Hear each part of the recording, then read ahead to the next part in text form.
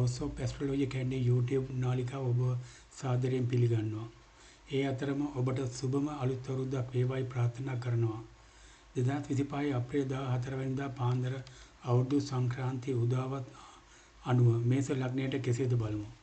චන්ද්‍රයා හෙවත් සඳු 7 වන භාවයේ සිට චන්ද්‍ර අධි යෝගයේ බලයෙන් සිකුරු ග්‍රහයා මීන රාශියේ සිටීම නිසා සහ මහා ඖෂධ යෝගයේද එයින් පැය කිහිපයකට පසු රවි උච්ච වීම නිසා මයුරපාල යෝගයේද උදා වීමේ මේස ලග්නයට යෝග බලයක් උදා වීම නිසා කලින් තිබුණු තත්ත්වයට වඩා ජීවණයට කටයුතු සැලසේ. විදේශ ගමන් සාර්ථක වේ. ලාභ ප්‍රයෝජනද වැඩි වීමට පටන් ගනී. යහපත් වූද මිහිරි වූද උසස් වූද ආහාර පාන වර්ග ලැබෙන කාලයකි.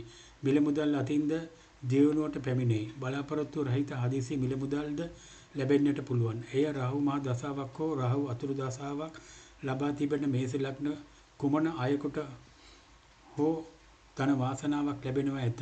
ලොතරැයිපත් දෙනුම් වාසනාද ලැබීමට හේතු පවතිනවා. සුදුසු වයස නම් විවාහය සිදු වෙයි. ඉඩම් ගෙවල් දොරවල් ආදී දේපල ලැබෙන කාලයකි. ඔබේ බලය වැඩි වන කාලයක් පවතින්නේය. රැකී රක්ෂා තරඳු ආදී ස්ථිර වෙයි. ජීවිතයේ දීප්තිමත් කාලයක් වනු ඇත. සමාජයේ හොඳ තත්ත්වයක් ඇති කරයි. මැයි මාසයේ 15 වෙනිදා දක්වා කාලයේ ඔබට නීතිමය ප්‍රශ්න මතු කරයි. එම නිසා පරිස්සමින් කටයුතු කරගන්න. මත්පැන් භාවිත කර රියදුරු අසුනේ වාඩි නොයන්න. ඉහත කියපු කාලය තුල ධන හානියෙන් හෝ සිත් තැවුල් ඇති කරන කාලයක් බව මතක තබා ගන්න. අසනීපයක් සාදන්නට පුළුවන්. gedara dora අවුල් ඇති කරයි. ආයුධ වලින් තුවාල සිදු කරයි. බලාපොරොත්තු රහිත අවසනවන්ත සිදුවීමක් ඇති කරන්නට හේතු ඇති බව කල්පනාවට ගන්න. ගමන් බිමන් අධික වේ. ආගමික කටයුතු කෙරෙහි උනන්දුව ඇති කරයි. දෝෂාරෝපණයකට අසුවන්නට පුළුවන්. සිතට කිසිම සැනසෙල්ලක් ඇති නොවන බව මතක තබා ගන්න. ශෝක වීමට කරුණු මතු කරයි. මිල මුදල් හානි වෙයි. සිතට කිසිම සැනසීමක් නැති වෙන වසරක් බවට පේනවා.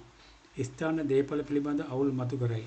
දේපල හානියක් සිදු කරයි. තේරුමක් නැති වැඩවල් වලට මුල පිරුවත් දියුණු විය හැකි නැතිනම් අවුල් මගකට යයි. මේස ලග්න ඔබේ ජන්මපත්‍රයේ සඳු හේවත් චන්ද්‍රයා 5 වන හෝ 12 වන භාවයේ සිටින අයට තදබල අපල ඇති කරයි. එම නිසා අපල සමනය කරගන්නට අවශ්‍ය දේවල් සිදු කරගෙන ජීවිතය මෙම වසර තුල සාර්ථක කරගන්න. මේස ලග්න ඔබට සුබම නව වසරක් වේවායි ප්‍රාර්ථනා කරන අතර ඔබේ සියලු ප්‍රාර්ථනා ඉෂ්ට වීමට ආශිර්වාද කරනවා. තෙරුවන් සරණයි.